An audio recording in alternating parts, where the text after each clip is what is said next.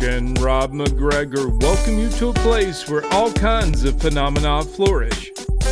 Voices whisper ancient secrets, signs and symbols are abundant. UFOs, ETs, ghosts, and even the dead move about freely. Here we meet authors, researchers, and investigators of the mysterious, the strange, and of the inexplicable anomalies that surround us. Step out of the everyday world and take a journey into the mystical underground.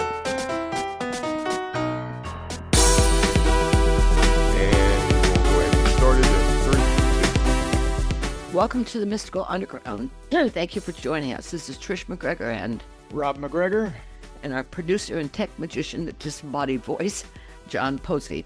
You can go to themysticalunderground.com where we make regular blog posts where you can find out about our books. Among them are Phenomena, Harnessing Your Psychic Abilities, The Secrets of Spirit Communication, Sensing the Future, and Aliens in the Backyard.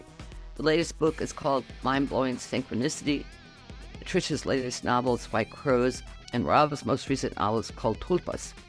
If you're watching us on YouTube, we would appreciate if you'd take a second to click the like, subscribe, and notification button so you never miss an episode. If you prefer to listen to the show, it's available wherever you listen to podcasts. Please subscribe there. Rob? Okay, we have two guests today. Norma J. Burton is a counselor with a degree in comparative religion, focusing on Buddhists and shamanic traditions, who specializes in trauma healing, shadow work, and dream analysis. Having apprenticed with Indigenous elders for over 30 years, she founded the Institute of Ancient Healing Arts and the Circle of Trust Healing Center. Nisha Burton, Norma's daughter, is a skilled dreamworker, trained in the art of journeying into the deep subconscious from a young age. For the past decade, she has been immersed in the practice of lucid dreaming. She is also an award-winning filmmaker and a branding and emerging technologies consultant for Fortune 100 companies. She is a speaker and teacher at universities. Norma and Jean are the co-authors of Navigating Liminal Realms, and they live in Ashland, Oregon. Welcome, both of you. Glad that you guys made it. We were getting worried. Thanks for having us. Okay, great. Okay, so what inspired you to write a book about psychonavigation and altered states of consciousness? And could you start by explaining the term psychonavigation? Definitely, yeah. I'll start by laying the groundwork of what that term means. So okay. Kind of hear it in the word psychonavigation, but it's all about learning how to navigate your psyche, your inner worlds, and non-ordinary reality that exists within all of us. And so within our book, what really inspired us to write it is that we, as you have talked about in the introduction, we've been working with these spaces for a long time. I've been working with lucid dreaming and learning how to go into my psyche that way, how to work in these profound spaces where, and I'll just level set another term, lucid dreaming is a dream in which you know beyond a doubt that you're dreaming within the dream. And so then once you have that realization, the dream quality changes. It becomes very, very real. And you're able to interact with your dream material in a way that you couldn't before because you have this level of knowing and agency within the dream. So that is a space that you can profoundly learn how to navigate in your psyche. And then similarly, my mom works with drumming journeys, trance journeys, bringing people into this non-ordinary reality within themselves through the drum beat, and then also her deep shadow work and trauma healing. And both of us felt very passionate about teaching people how to do these things, how to learn how to go inside of themselves, especially in these times when psychedelics are becoming so popular again and people are experimenting and journeying with these various altering substances. Knowing how to work first with oneself in these altered state experiences just by going into themselves then lays a really important groundwork for going into altered states with substances outside of yourself, like plant medicines. I think it's fascinating that you worked with Florinda Donner. Some years ago, Rob and I met her. Rob, where was that? I can't even remember. No, we didn't meet her. We We met met. Marilyn Tunishende. Oh, that's right, Marilyn Tunishende. Who was Yeah. a different person who is supposedly associated with Carlos Castaneda. So she said. So Yes, it is amazing that I got to work with Florinda Donner, her other two women. The opportunity just arose magically when I lived in the Berkeley area in the 80s. It just appeared out of nowhere for a period of time, as I was saying in the book, and they called us forth with some pretty high standards of what they wanted us to practice. And I think that's a good point to emphasize to people, is that the ancient ways of learning psychonavigation take a lot of dedication and a lot of practice and a lot of time. And I apprenticed with them for as long as they were available, which was about a year, but I apprenticed with the Huichol for over 20 years. With other groups, for 5 years, because it's not a quick process to learn to psychonavigate in one's own psyche. How did you raise your daughter in all this? That when I was reading your book, I thought, wow, this is pretty incredible. Right? Nisha was, right from the get-go, a very active dreamer from the time she was a baby. I think a lot of people are, maybe most people, but their parents might not affirm it, or they just don't attention to it or discredit it. But with me being nurtured in my own dream time by my parents and grandparents, I was, of course, excited to share her and her dreaming. And then also I took her with me throughout her childhood to all of the different how cool places around the world and shamanic teachers. So she grew up in that lineage of being held by Indigenous elders and seen at a young age as being gifted in these realms. And she didn't rebel at age 14? or 16 or whatever. Right? Well, it's pretty cool what the Huichol, for example, do with teenage person, because they realize that their brains are rapidly changing, like ours, just proven in the West too, that their minds are actually going into a very fluid and neural link, like in the neurotransmitters are becoming, they're changing so rapidly and becoming different than they were as a child. So we have adults hold the children in a very beautiful community container and ask the child to agree not to take any altering substances of any kind throughout their whole teenage years. And then a young adult, a big initiation is done into the adult community, and they're brought in a ceremonial way. Wouldn't that be wonderful if our culture? Yeah. Wow, that would sure lick a lot of problems. Everything, right? Yeah. Interesting. So what was that like for you, Nisha? Yeah, it was a fun way to be raised, right? To be able to see how various cultures approach ordinary reality in the dream time, because in our culture, it's quite separated, right? And ordinary reality is held up as the pinnacle of what we all need to be focused on and what's the work. And then the dream time is disregarded. It's saying, oh, that was just a dream. Like, Right. For your dreams, forget them. However, in other cultures, I really got to see that in a young age, a bicultural life, multicultural life, of how they really put importance on the dream time. And there's so much integration between the various phases of reality that our consciousness goes through. And so being raised in that way, it really encouraged me, like my mom was just saying, to give value to my dream time and to integrate the two realities and to let them inform one another and learn from, okay, my dream is telling me this, so this is helping me in my waking reality, or, oh, I see how this problem that I was trying to work through in waking reality is appearing in my dreams and I'm finding solutions. So I feel like it's a very big gift when we're taught how to walk in both worlds. Now, when you were pregnant, I'm sorry, Rob, with this mother-daughter thing, it's fascinating to me. When you were pregnant with her, did you have any inkling about what she would be like? Oh, What kind of soul she was? love to talk about that because before I knew I was pregnant, I had an amazing dream that I was in a waiting room, waiting, didn't know what I was waiting for. A young woman walked into the room dressed like in a white lab coat, like a doctor or something, and she came over to me and said, "Come with me. You're the one I've chosen." Huh. And what am I chosen for? Follow me. And so I walked through a door, and then it was catapulting me through like a wormhole in space-time. Huh. And we ended up in this other dimension, other world maybe. And she transformed into this very tall,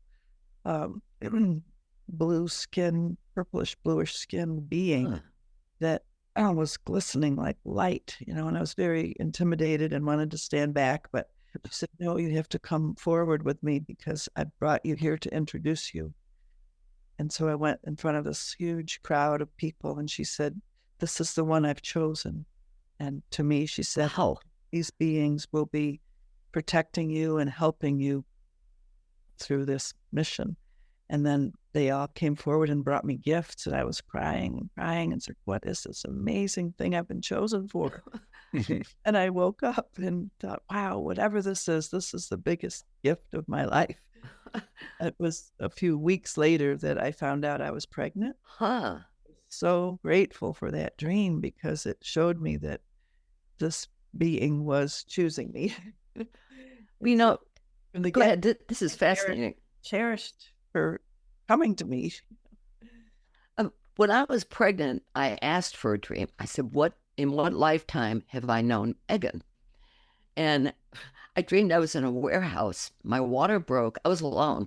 And I picked her up, and she opened her eyes, and she said, "Iceland." I thought, Iceland? Oh, my God, I don't know what that means. But I've always had this thing about going to Iceland. So we'll see. Oh, you got to go. We went to Iceland. It's an amazingly That's what I've heard. magical country, right?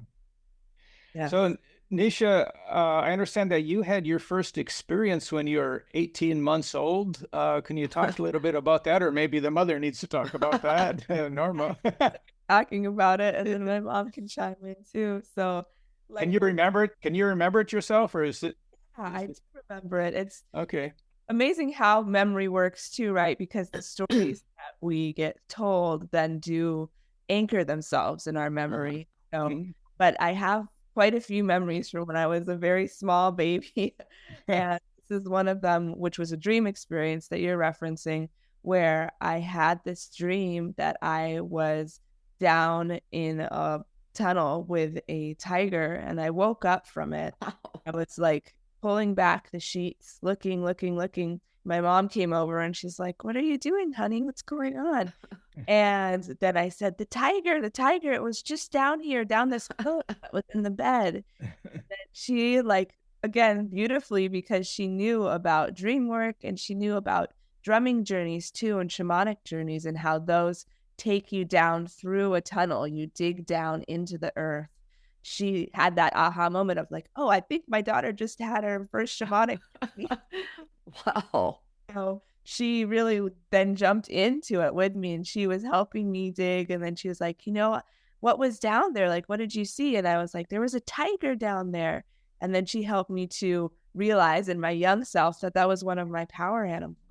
And we talked about how the tiger's energy could help me in my waking reality, dealing with kids on the, in the preschool playground, or, like little kids dealing with, and how I could use the tiger's roar if I needed to sometimes. And so it was just a really beautiful example of how, instead of, some parents might be like, "Oh, what are you talking about? Like, that was just a dream. Let's go make breakfast or whatever." She really encouraged me and valued that space that I was working with and in. And so that I could have the tiger as a longtime power animal and know what that meant, and have that power and that powerful experience in my psyche from a young time. Did that tiger help you on the playground?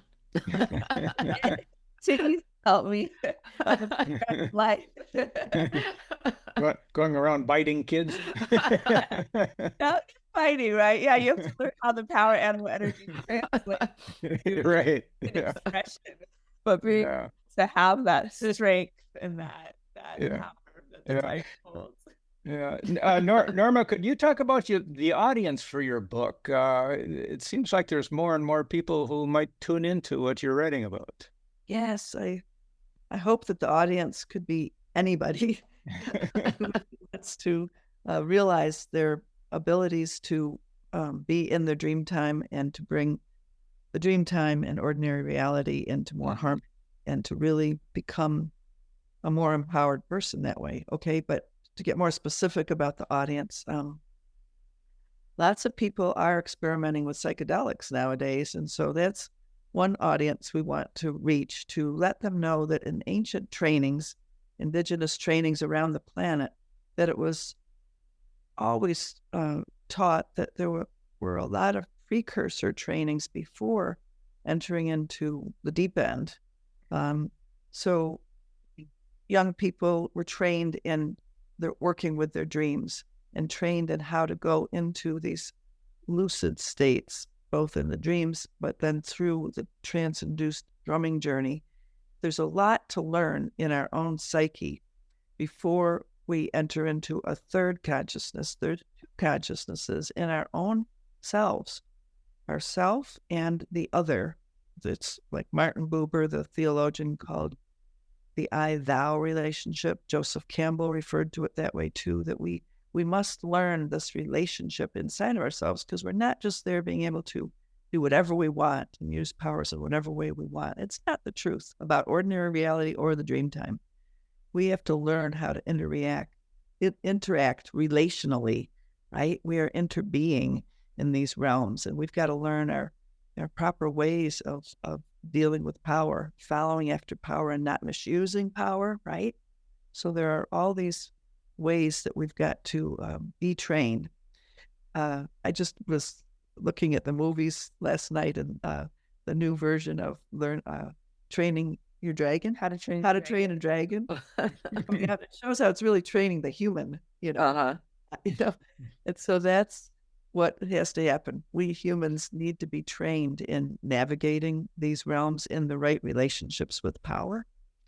And so I hope that our audience will find a curiosity in our birthright, you know, our given abilities as humans, that at this time in history too, we humans need to come awake to the powers that we do have and use them with impeccability, with not misusing power, so that we can really help the macrocosm to transform in ways that need to happen rapidly now. See, Jung talked about this too, you know, in his archetypal way. Right, right. I'm a Jungian trained psychologist. I love Jung. I mean, basically his Red Book is everything that he went through, you know, all the craziness, the looking for the answers, just everything. It's just, it's mind-boggling. Did you know this? Maybe you know this, but I love to note this about Jung, because how is his methodology so accurate? Well, when he was very confused and hurt by his relationship with Freud and seeing Freud's misuse of power, Jung went to Africa, and he went back and forth for 12 years and worked with shamans there, and then came back and wrote Jungian psychology. And then he didn't really allow that to be known publicly until after he died. And he said he was afraid that it wouldn't be as respected if it came from Africa. But I think that was an example of appropriation. Like, he really should have acknowledged where it was all coming from. But it's a very accurate shamanic methodology, which is why it works. It's of this ancient teaching on planet Earth, you know. You know, I went to Europe once, and I had a very specific goal of mine when I went to Switzerland. I wanted to go to Bollingen to see his castle on Lake Zurich. And the woman I was traveling with, we left from Zurich, missed our first train. If we hadn't missed that train, we would not have met Jung's grandson, who was in the backyard of the castle throwing a ball to his dog. I mean, it was just such a common, he was having fun. I walked up to him, told him we were from Florida, and we talked about synchronicity for about 30 minutes, and that was it. But I've always remembered that because it really was the missed train that allowed us to do that. That was great. Yeah. Yeah, it really was. I always think that there's angels out there pushing us to get out. Right. On that train now. Push him over there. Yeah. Let's have them get together here. Get those dragons in the right place. It's like when you're in a bookstore and a book falls off the shelf, and you pick it up, and it's that's the one you wanted to find. I mean, that there's something in there that you needed to read. That just that little message coming through. Nisha, I wanted to ask you if you could talk a little bit about lucid dreaming and for example, and how it differs from out of body experiences. That's a great question. Yeah. Talking about lucid dreaming and talking about the two different states, because I do find that they have similarities and yet they are different. So lucid dreaming, like I mentioned earlier, is a dream where you realize beyond a doubt that you're dreaming within the dream, and then it shifts its quality and you're able to have this level of agency. And I say agency rather than control, because like my mom was talking about earlier, people think sometimes, oh, I have complete control once I'm in a lucid dream. I can do whatever I want. But I found, and many other lucid dreamers have found, that you actually don't have complete control. You're interacting with another consciousness, which you can think of as your deep unconscious. You can think of it as your higher self, God, the universe, however you want to, your guides, right? However you want to frame it.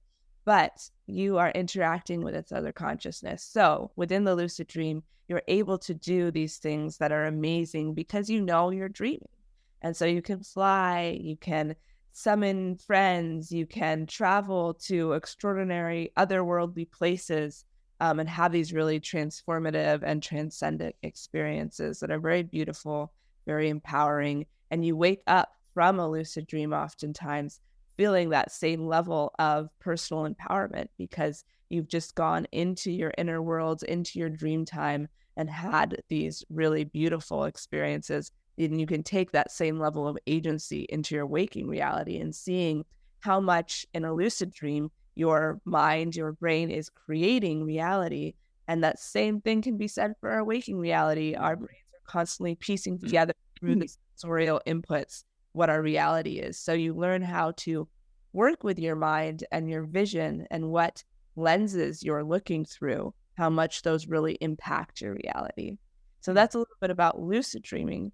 And then out of body experiences, one area that they very much differ is that whereas a lucid dream begins within the dream material, realizing I'm dreaming inside of the dream, an out of body experience oftentimes begins in your waking environment. So you're in your bedroom and in your sleeping body, and then your lucid consciousness, your awareness comes back online. And oftentimes people will have the experience of sleep paralysis where you can't move, but you start to wake up. And this is because naturally your body is always paralyzed when you are dreaming. So you don't act out your dreams. Most of the time that wears off before your awareness starts to come back online. But sometimes the reverse happens where your awareness starts to come back online, but your sleeping body is still immobilized. And so from that space, it can be very scary. And we teach a lot about how to work with the fear in that space. But once you are able to move through that fear, it's actually the perfect opportunity to have an out-of-body experience because, again, your lucid awareness is coming back online, but your body is immobilized. So you can actually pull your dream body up out of your physical sleeping body. And it's kind of like Velcro sometimes, pulling it out. And then from there, you're in your environment, but it's a liminal realm. It's kind of in between. So you can turn around. A lot of people will have the experience of looking back at your sleeping body. And it's like, whoa, there's my body there, but I'm out here in my dream body. And then from that space, you can go on to have amazing experiences that oftentimes are a little bit closer to waking in ordinary reality. One quick example I'll give is that I was having an out-of-body experience in my room, and I thought, okay, I wonder if I could travel a far distance to go visit my friend in Hawaii, to go all the way there. And I was in Oregon at the time. And so I pictured a beach that I knew that he lived by. And sure enough, I was able to transport myself over to that beach space in Hawaii. And I was like, oh, I made it here. And then I pictured his room. And so then I was able to transfer my out-of-body dream body to his room. And then I was there. And then I was like, okay, I'm going to look at where everything is. I'm going to step carefully. And then when I wake up, I'm going to call him and see if this is actually where everything was. And so I looked at it, I studied the room, and I woke up and I called him up. And sure enough, his surfboard was over here, the post over there where he had written. That's cool. Yeah. So with out-of-body experiences like you're hearing, you can have journeys that are closer to this waking reality and move through this waking reality. Just real quick, because it's been a while since I've given a song recommendation on the podcast, and in this case, it's kind of it's maybe even a little extra relevant because you said you guys are in Oregon. Well, this band is from Washington State, I believe it was Bellevue. Band called Queensryche that has a song called Silent Lucidity. Oh, An amazing song about lucid dreaming. So everybody go check that out. But oh wow. Yeah, That's John's a interesting. musician, and he upgrades us from time to time with some good tunes on the podcast. So go ahead, Trish. Have either one of you been to the Monroe Institute? Robert? Yeah. As a matter of fact, we're quite connected with it, and they've asked us to teach in Italy in November. Oh, wow. We're going to be teaching at their big European gathering. Great. Yeah, I kind of figured the way you were talking about out of body that you were familiar with that Monroe's work. And Yeah. Robert Monroe and his work and his book were very impactful to me in my beginning days, especially of learning about out-of-body experiences. And he teaches a lot, for those that don't know, about how to have out-of-body experiences and what to do in those spaces. And he talks a lot about remote viewing, like about going to the astral realms, helping souls to journey from this plane into other planes through out-of-body experiences. So the conference that we're going to be teaching at is called Consciousness Unveiled, and that's in November.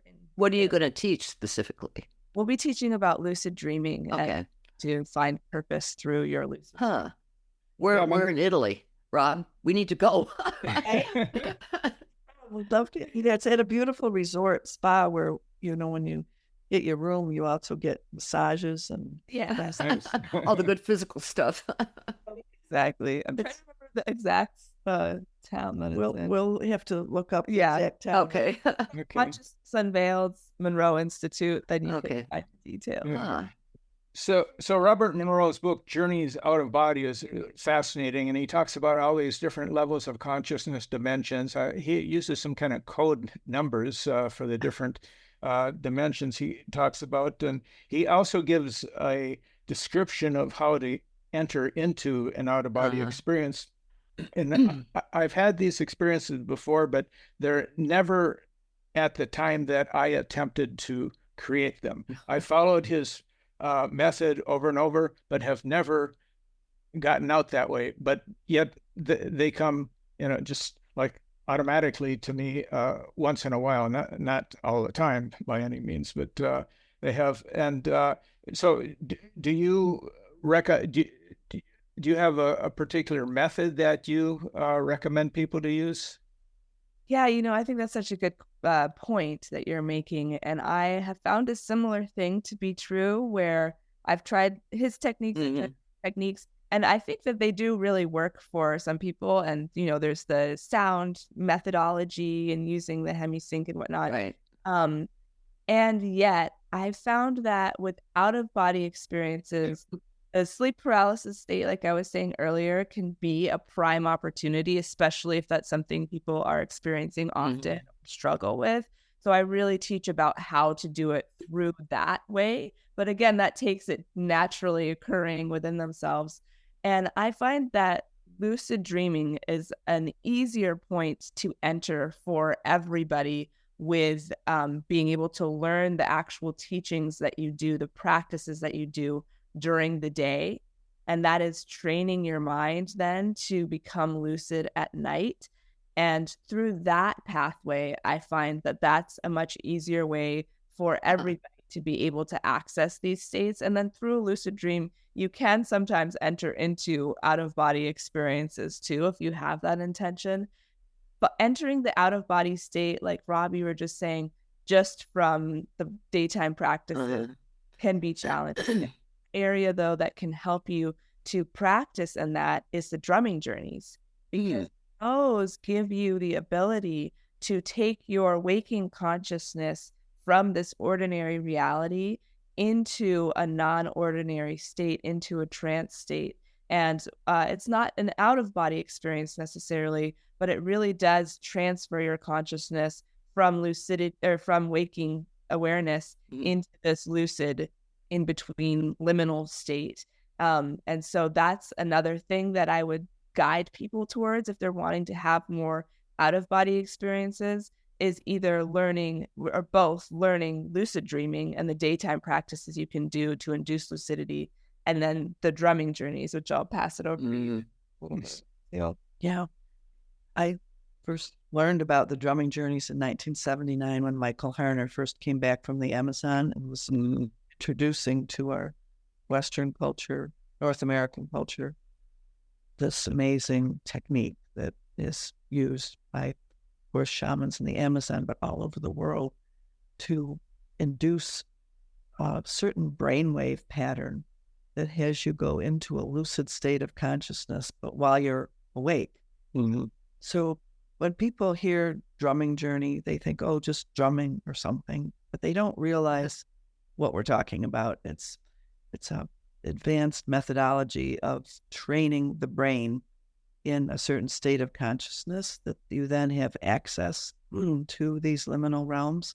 And there's a progression of what happens in the human psyche. So starting all those years ago to learn it and then eventually become a teacher of going into the altered state that way, I've, of course, then heard thousands and thousands of journeys and done it with people all over the world. And it's amazing to see how people in Japan or Europe or South America all go to similar geographical terrains within the psyche. So that to me means that these places exist. It's too true. And so I've done a lot of mapping of those terrains. And so that's one of the things that we talk a lot about in the book, that there are these inner maps that we have to discover through the journeying process that are then held by these larger maps that are general navigational zones that we're supposed to go to. So there's lots to learn, right? And we're all neophytes in a way, but there's so much that you can be trained in as to how to go into these liminal states through the drumming journey. Now, do you do drumming yourself, or is this recorded? I mean, how I do it myself because I find that the energy that comes through is the vehicle as I'm drumming ignites the situation. So, but I do have recordings of me drumming, but I prefer to do it like I do it on Zoom. Been doing that for years and years, and it's a good way to do it with groups and individuals. Right. Now, you're going to do this in Italy, the drumming. Yes. That's cool. Yeah. But Nisha, isn't use of psychedelics a quicker way than the drumming? Yeah, it is, right? It brings the dream time into ordinary reality in many ways, and it layers the two on top of each other.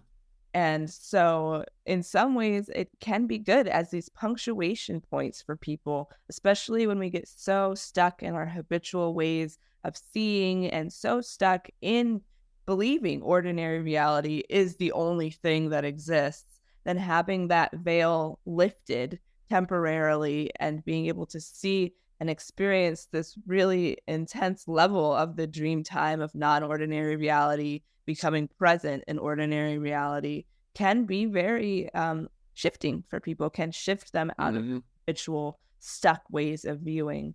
And yeah, what we talk about, which I think you're alluding to in your question, is that people need to also learn the slower pacing of how to work with their psyches and how to work with these non-ordinary realities.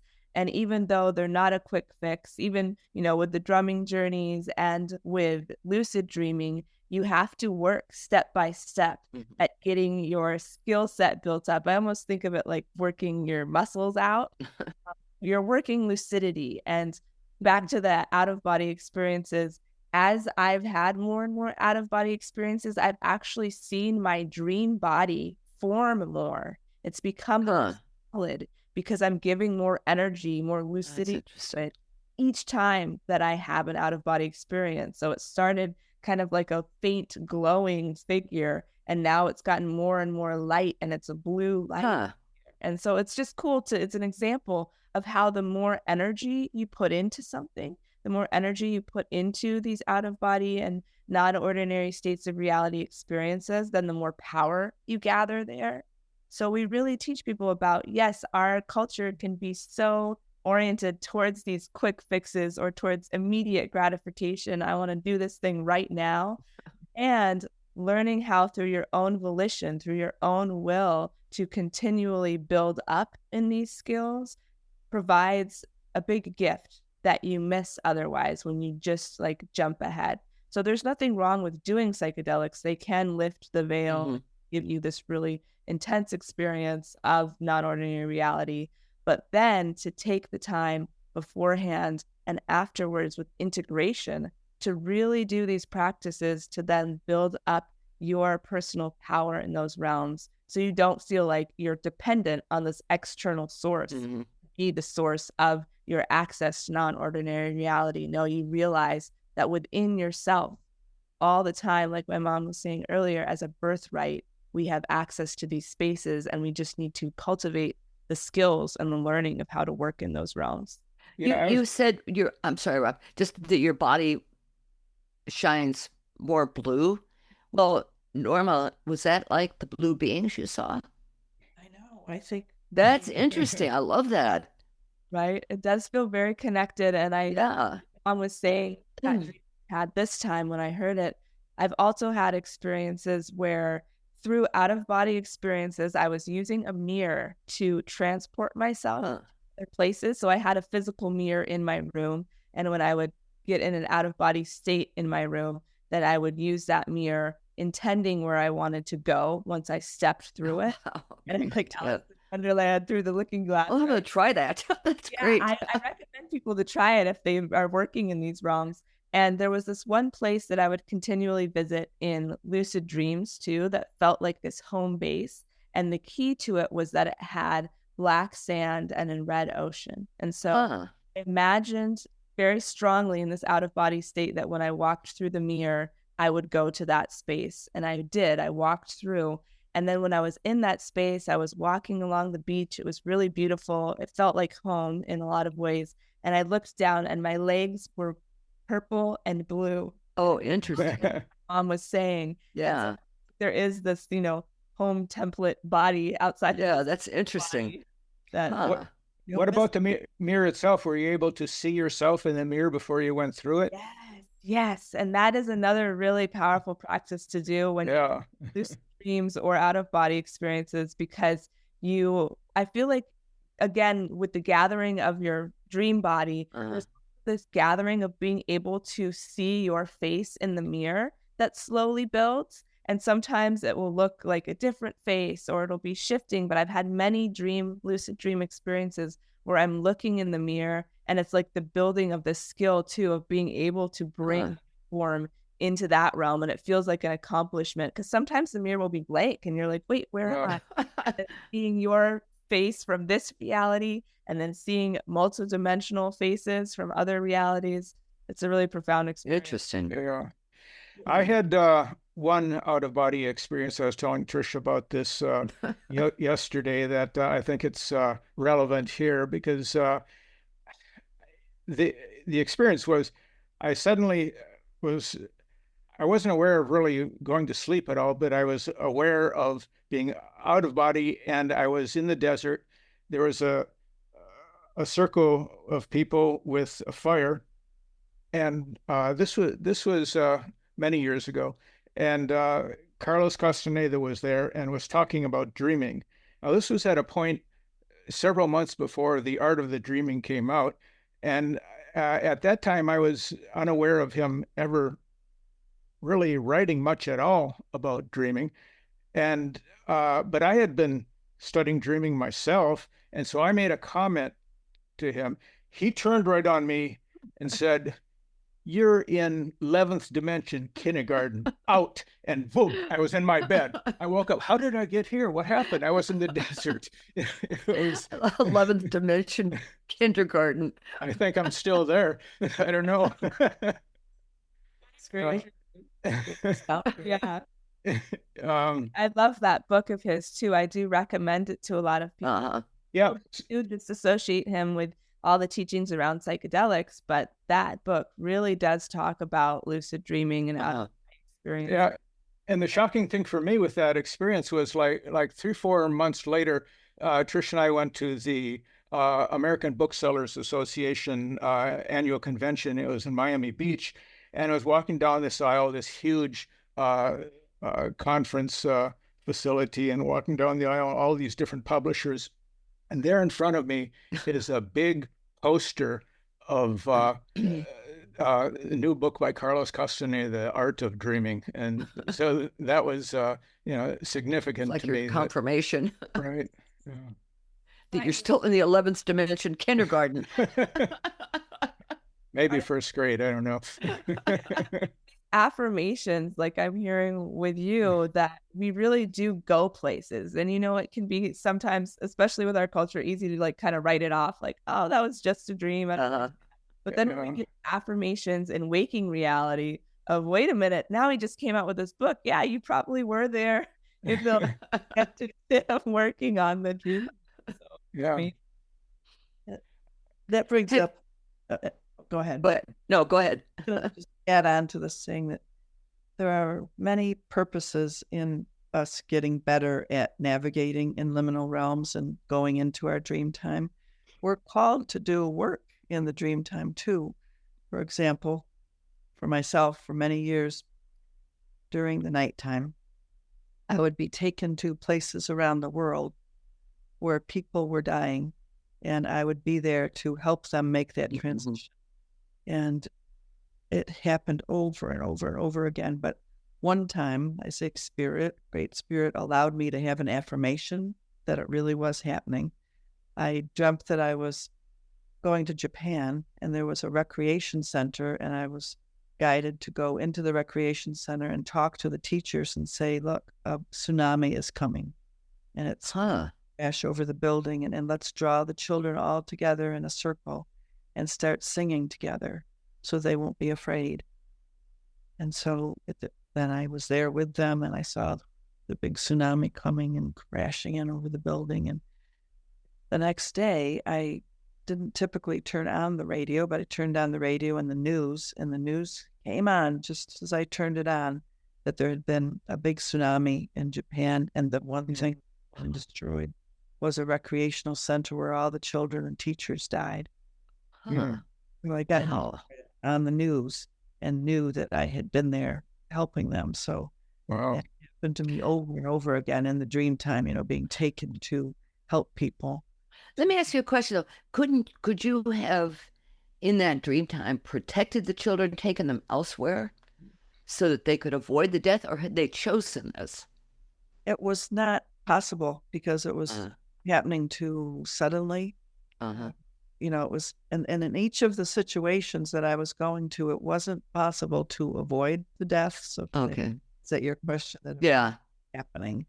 And it wasn't about changing it or avoiding it, but preparing them to not be afraid transition. And I think that's what one way to define the work of a shaman too, right? Mm-hmm.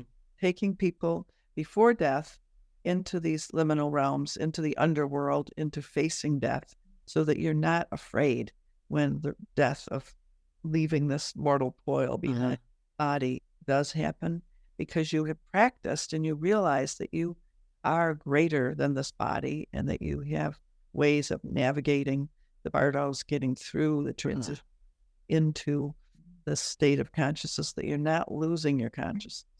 Carlos Castaneda talked about that in the book, The Eagle's Gift. Many people are heading toward their death unconsciously, like a train going toward its destination swiftly.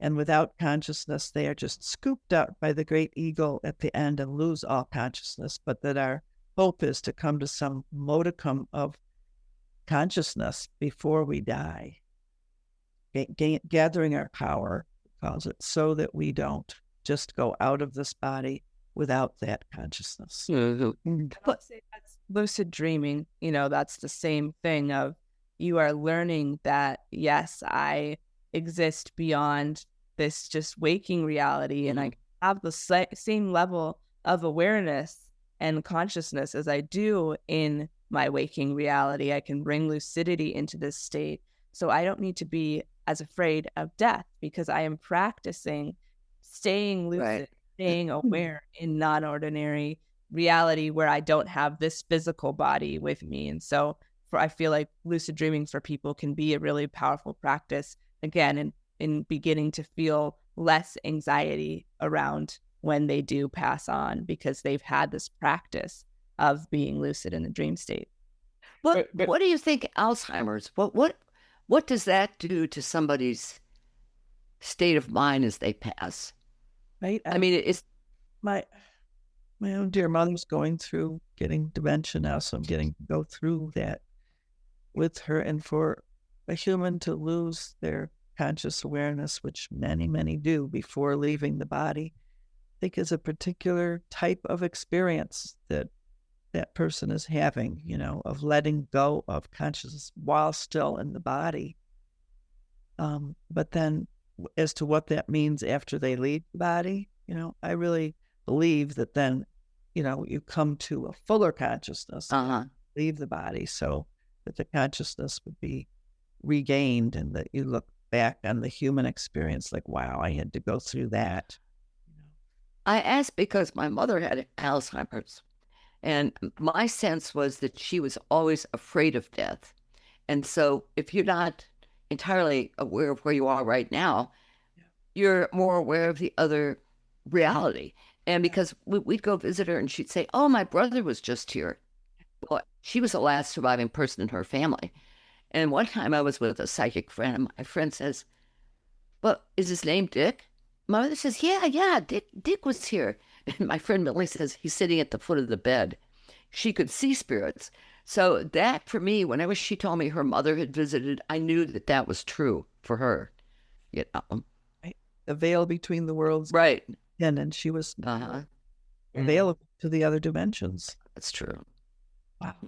And psychedelics do that, make that veil thin. But there's a lot of fear factors for a lot of people, too, that have these experiences. Have you worked with groups of people, Nisha, doing psychedelics and come across that kind of encounter?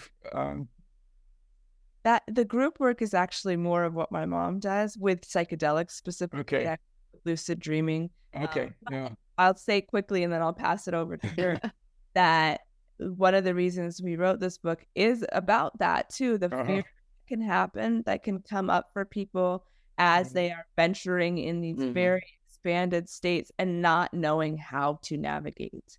That's why there were the trainings throughout cultures all over the world on preparing people to be able to know their psyches and to see what shadows might arise, because psychedelics oftentimes do come with the shadow material then presenting itself. And so if you don't know how to work with shadow material, if you don't know how to transmute it within yourself, then when it presents itself, you can have a bad trip, right? You can have an experience that you are fragmented further by rather than being healed by and integrating it. And so normally, working for many years with my Indigenous teachers, you're trained in gradually learning how to trust your guide. So that's a big step. You've got to make this relationship with a guide, and in the drumming journey way of doing it, you meet an animal that is your power animal. So you're learning to follow after power. Even Rudolf Steiner said the animals are a little lower than the angels, and they're given to us to teach us. So we're taught to link up with and gradually become one with our power animal guide. So that gives you a protector and a guide in the other realms. And so there's all these stages of learning how to follow after power. So lots of times when people talk about their fears and psychedelics, they say, but what happens when you meet these entities, and what should I do with the entities? Well, if you take a gradual training, you're taught how to be with your being, the power animal that's your guide, and then you learn discernment about other entities, because there are other beings there. But lots of times people are just out there without learning how to connect with their own guide, and then vulnerable and prey to other beings that do exist there, and they don't know discernment and how to interact with them. So that's one cautionary teaching.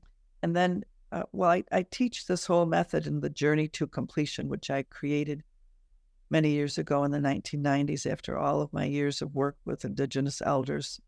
And they gave me permission to teach this whole way of training people in a step-by-step organic process about how to be safe in navigating in altered states. The Journey to Completion, I have a website called that, journeytocompletion.com, that you can look at. But I've been training people in individual settings and with groups for many, many years. So thousands of people have been trained in this Journey to Completion method, which is, as I say, it's a carefully orchestrated pathway according to each person's readiness. It's an organic rhythm that you start to learn within yourself that teaches you when you're ready for the next step and when you're ready for the next step. So it's a safe way to approach it all. Yeah, I think a lot of people have these walk into these psychedelic-like experiences without really expecting what is going to happen. I'm thinking specifically about people who eat too many gummies.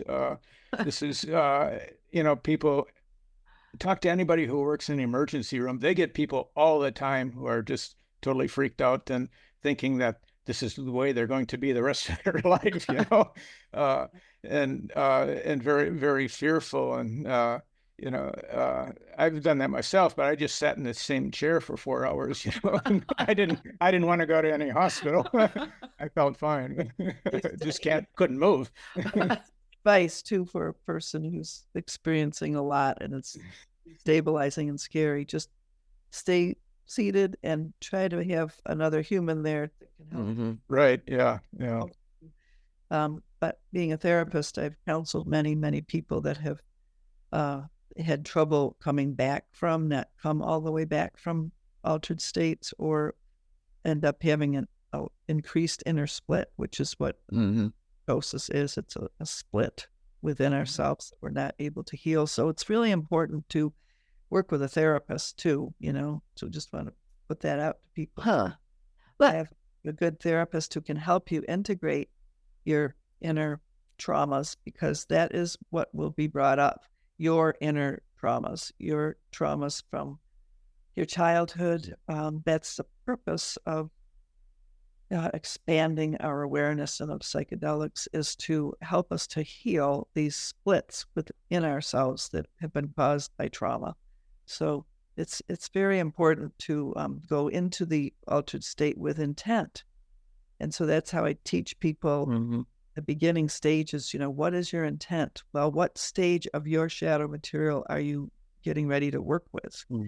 So, before using the psychedelics, we do a lot of work about encountering the shadow material, the repressed material gradually, so that whatever comes up, you're ready to deal with and also ready to receive the gift out of it, which I train people in a whole method of how to mute the powers of the repressed material of the shadow so that they don't overwhelm you, right? Sometimes people get really overwhelmed in the psychedelic space and have like near-death experiences or things. Right. Yeah. Well, in the 60s, I did acid one time with a person who just totally freaked out. I mean, that was, there was no guidance, no nothing.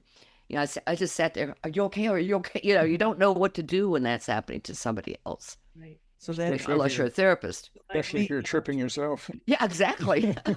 good to be with a highly trained person. I mean, the thing is that lots of people are facilitating nowadays who've had minimal experience in psychonavigation. So I'm a very advanced, experienced trainer in those realms, and I really recommend that people try to find, an elder and somebody. Yeah, Norma, I wanted to ask you, back in the day when you were working with and studying with Florinda Donner and Taisha Abelar and Carol Tiggs, did you get involved with tensegrity? That hadn't become popular yet then. Oh, okay. Interesting. That was later. Okay. That was towards the end of Castaneda's life. Yeah. It was more than 90s, and this was in the 80s. Okay. Yeah. Are any of those women still alive, do you know? Well, that is they kind of disappeared, I believe. Yeah. Didn't they? They told us they were going to disappear. Yeah. Wow. I was always wondering, did they? And so we've researched and found that one story is that their car was found out in the desert, way out in the desert, and no trace of them. Yeah, I heard one story of... And they were going to another dimension, and that no one would be able to find their bodies. I heard one story that body was found, or his bones were found, and they thought might have been one of them, but I don't know if it's true or not. Wow. Right? Great mystery. Yeah. Like a documentary needs to be made on. Yeah, I think so too. Yeah, so maybe you need to do right. The thing is time walking. It exists, where your whole physical body might go.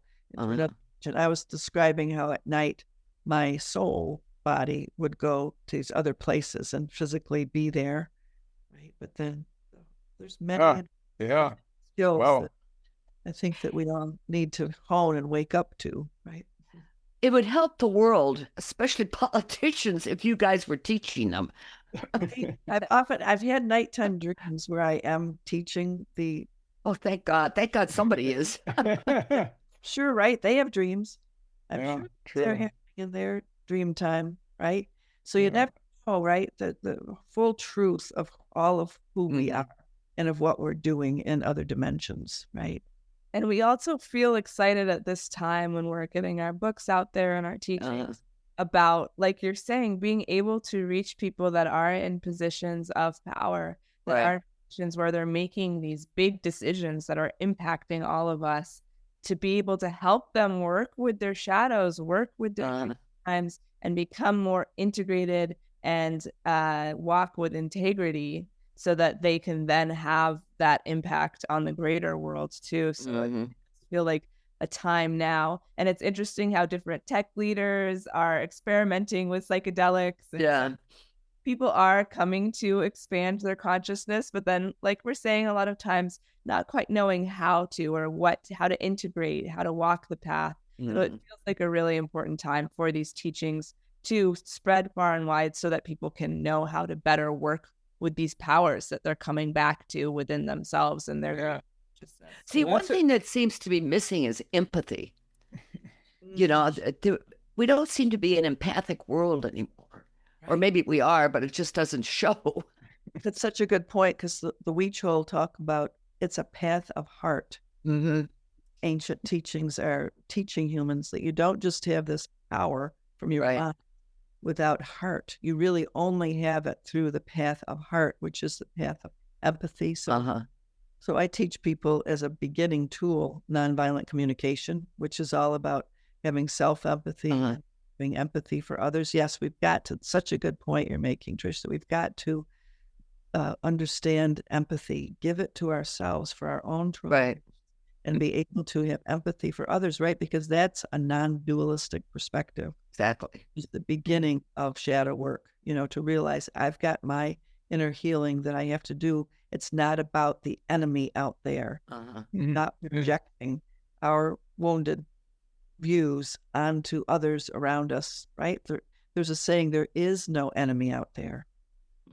It's all about healing our dualistic perspective ourselves and coming to the integration and wholeness of perspective on all others so that we are using our power properly that way. Okay, I think that's a good place to end it. We've come to the end of our hour. And Yeah, but tell people where they can find you and your websites and your book and all that. Definitely. Thanks for the great interview. And our website is lucidliving.com. All right. On that website, you'll find links to both of our books, as well as we're launching a lot of online courses right now, which is Great. Because it's a way for people to take these classes. Important. Right? And to learn these things in a deeper way. So on our website, you'll find information about that. There's also a free course available now there for people to sign up for. And then on social media, I like to post a lot of bite-sized chunks. And so our Instagram is Lucid Dreaming, Lucid Living, same thing. And our YouTube channel, same thing, Lucid Dreaming, Lucid Living. And then, like my mom mentioned earlier, her website for the Journey to Completion, the work that she does, is journeytocompletion.com. And then she also has a website, normaburton.com, which is a great way to get in contact with her for the shadow work and the deep trauma healing that she does. Well, you two are busy. Yeah. Well, great. This was fun. Oh, this was wonderful. The hour just blew by.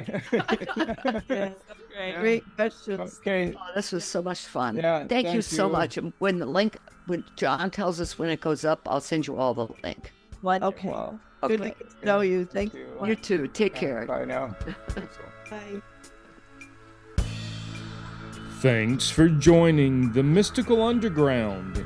Visit www.themysticalunderground.com for the latest blog post and book info. Subscribe to the podcast on Apple Podcasts, Spotify, Stitcher, Google Podcasts, or your favorite podcast app. Listen to the podcast at podcast.themysticalunderground.com. Follow Trish and Rob on Instagram at Trish and Rob McGregor. Follow us on Twitter at The Mystic Cast. Send email to podcast@themysticalunderground.com. And until next week, thank you for listening and stay mystical.